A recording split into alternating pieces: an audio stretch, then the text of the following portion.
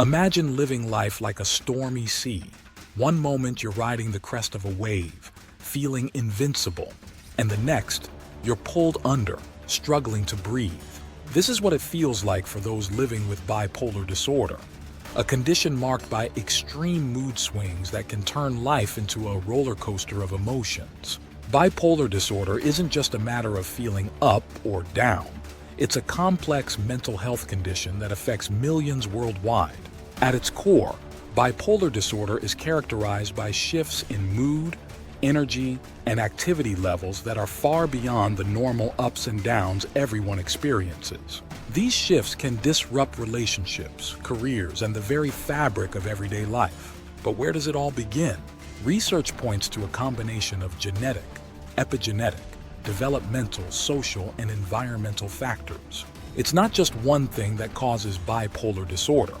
It's a convergence of influences that can set the stage for its development. Genetics play a role, with the disorder often running in families. But it's not just about what's inherited.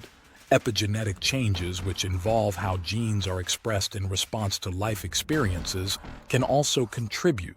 Traumatic events, chronic stress, and a chaotic environment can all interact with these genetic predispositions, potentially triggering the disorder. Why does this matter?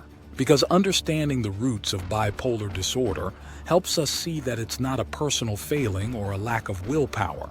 It's a condition deeply woven into the fabric of who we are, and this knowledge is the first step towards healing. The symptoms of bipolar disorder are as varied as the people who experience them. On one side of the spectrum, there's mania, a state of heightened energy, creativity, and often impulsivity. Imagine this. Sarah, a young professional, begins to feel unusually energetic. She wakes up early, full of ideas, and spends hours writing, painting, or planning new business ventures. She feels like she's on top of the world, barely needing sleep, and starts to believe she has special powers or an extraordinary destiny. Her speech becomes rapid, her thoughts race, and she jumps from one topic to another in conversation. At first, it seems exciting. Her friends notice her newfound energy and creativity. But soon, the signs of mania become more evident.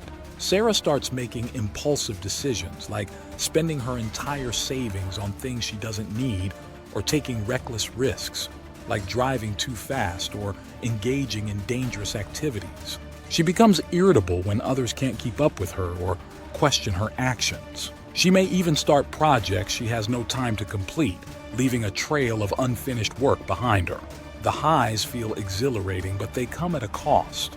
Relationships strain under the pressure, and the consequences of her impulsive actions begin to surface. These are the signs to look for during a manic episode: excessive energy and reduced need for sleep, rapid speech and racing thoughts, impulsivity such as reckless spending or risky behavior, overconfidence or grandiosity, believing one has special abilities or an elevated status, irritability or aggression, especially when others don't go along with the person's ideas, engaging in multiple activities simultaneously without the ability to complete them. On the other side is depression, a profound, often paralyzing sadness. It's not just feeling down, it's a deep, dark pit where hope seems unreachable.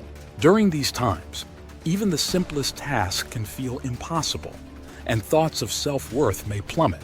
Between these extremes are periods of stability, but the unpredictability of mood swings can make it hard for those with bipolar disorder to maintain a consistent quality of life. It's a constant balancing act, trying to navigate between the highs and lows without losing oneself in the process. The ongoing ramifications of bipolar disorder can ripple through every aspect of life. Relationships may suffer as loved ones struggle to understand the shifts in mood and behavior.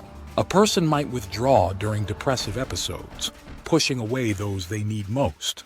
Conversely, during manic episodes, they may become overly demanding or irritable, straining their connections with others. Families often find themselves walking on eggshells, unsure how to help or when the next wave will hit. Parents with bipolar disorder face the added challenge of trying to provide stability and quality of life for their children while managing their own emotional storms. The weight of this can be overwhelming, leading to feelings of guilt and shame. So how do people cope? Unfortunately, some turn to maladaptive behaviors, substance abuse, reckless spending, or risky sexual behavior as a way to manage their mood swings. Others try to hide their condition, fearing stigma or rejection. But these strategies often lead to further complications, creating a cycle of harm that can be difficult to break. But there is hope. Understanding is the key to breaking the cycle. Recognizing the symptoms early, seeking out support, and learning coping strategies can make a world of difference. Mindfulness, routine, and self-care are powerful tools that can help stabilize mood swings. Building a strong support system, friends, family, support groups, provides a safety net during the toughest times. And let's not forget the role of family. Families can help by offering consistent support, being patient, and educating themselves about the disorder. They can provide the stability that someone with bipolar disorder needs, helping to maintain a sense of normalcy and structure.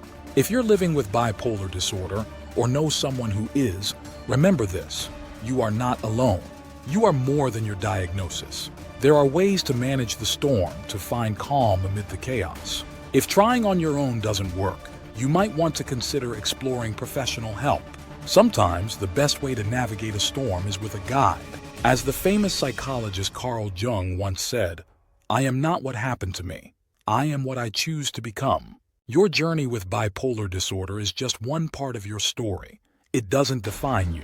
What matters most is how you choose to navigate the waters ahead.